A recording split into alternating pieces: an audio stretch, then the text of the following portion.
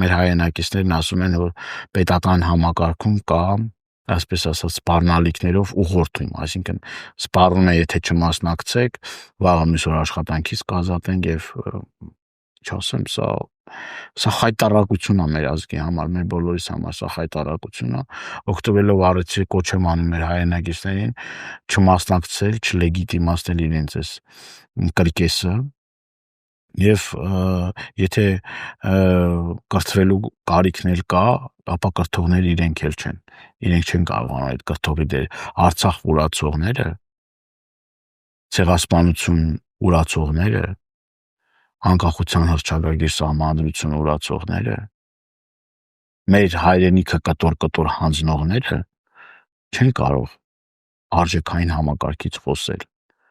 Իրենք ընդհանրեն իրենց արժեքային համակարգից կարող են խոսել, այդ արժեքային համակարգն որևիցե մի կապ չունի հայ ժողովրդի եւ Հայաստանի Հանրապետության հետ։